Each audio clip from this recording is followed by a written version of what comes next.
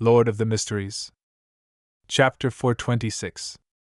1-42. The Desire Apostle, who had once worn Patrick Jason's skin, stopped in his tracks and looked around in bewilderment.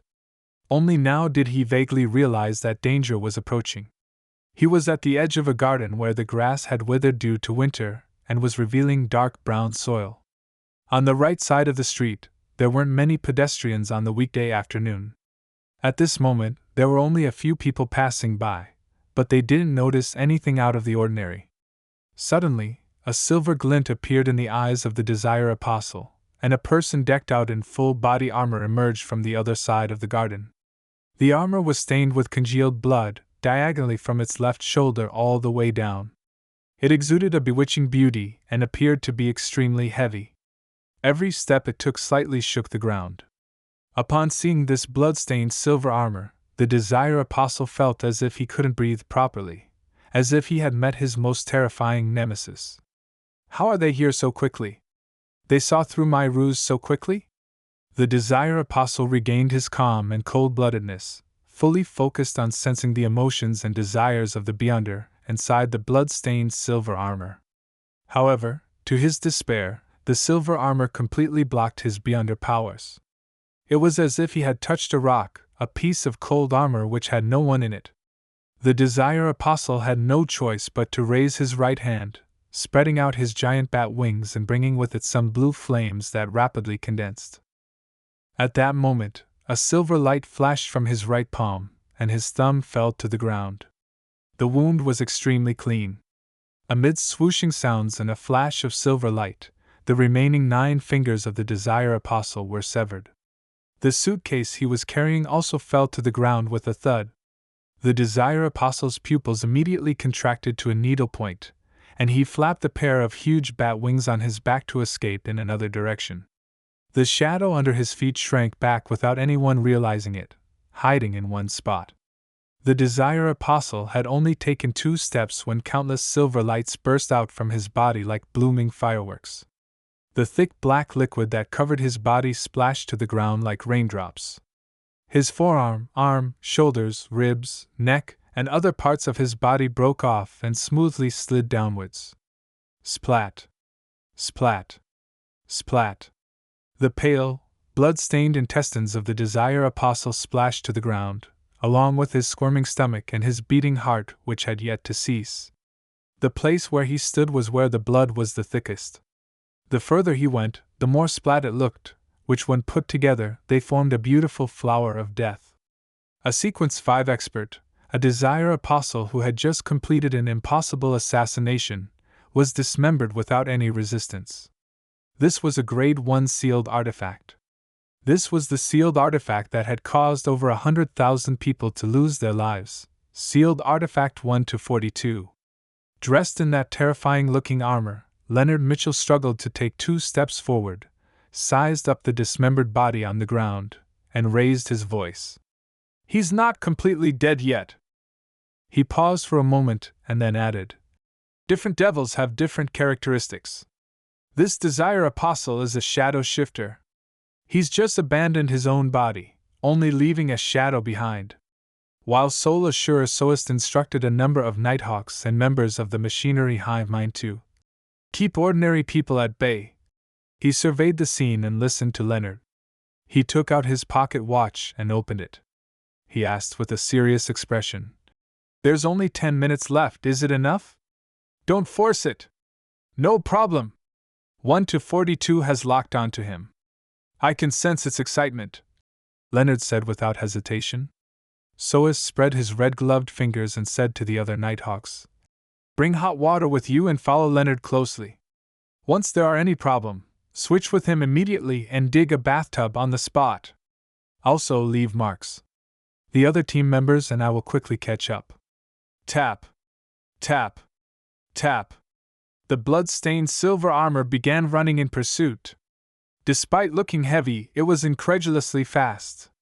Soist watched as the few red gloves left before turning to look at it cancer. "Deacon Bernard, take the rest of the machinery hive mind members to that house.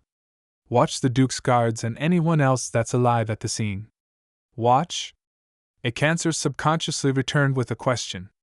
Sois nodded seriously and said, "How can the Desire Apostle be able to determine that the Duke would be coming to this house today, to the point of precisely pinpointing the time, and then perfectly luring the Spellsinger of God away?" A cancer was instantly enlightened. "Are you saying that a member of the Duke's guards, or someone trusted by him, is a partner of the Desire Apostle? Otherwise, there was no way that his timing could be that perfect.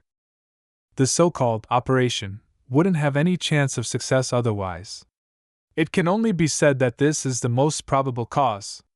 We cannot eliminate the assumption that the Desire Apostle has a powerful clairvoyant." Sois didn't continue as he led a second batch of Nighthawks and followed the marks to reinforce the teammates up ahead. With a calm face, he led the rest of the machinery hive mind back to the house of the Duke's mistress.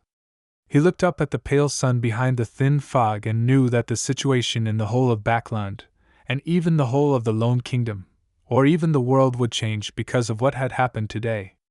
In the darkness of the sewers, a shadow was advancing rapidly in a particular direction while clinging to the bottom of the stone wall. He wanted to take advantage of the fact that the blood-stained armor was tall and heavy, making it inconvenient for him to move around in certain narrow areas of the sewers, thus allowing him to shake him off his tail. Every time the shadow moved a certain distance forward, it would stop, frozen in place. His pitch-black surface continued to swell and solidify as if it was trying to produce new flesh and blood, but due to a lack of materials, it failed miserably. The Desire Apostle let out a painful gasp, feeling that he could lose control at any moment in this state. After a short breather, he continued to run for his life, unable to afford the time to decrease the threat of the problem he faced. He was also afraid that the terrifying blood-stained silver armor would silently catch up with him. At the Quelag Club, Klein entered the lounge and took the newspapers to the toilet. He was afraid that the Desire Apostle would flee in advance, leaving potential danger for himself, Isengard Stanton, Kaslana, and the innocent private detectives. Therefore, he planned on heading above the gray fog to perform another divination to confirm the Desire Apostle's present situation and, thus, adopt a targeted strategy. After repeating the previous process of replacing himself with a paper figurine, he sat in the seat of the fool, conjuring Jason Beria's handkerchief and trying to divine his current location. In the dusky dream world, Klein saw the dark sewers. He saw a living shadow and how his body seemingly appeared to fill itself with flesh and blood, only to constantly fail, as well as tiny black dust that kept being shed from his body. The scene climbed higher and arrived above ground, revealing a towering cathedral. Holy Wind Cathedral. Klein opened his closed eyes and understood the situation of the Desire Apostle. He hasn't been caught yet, but he seems to be heavily injured.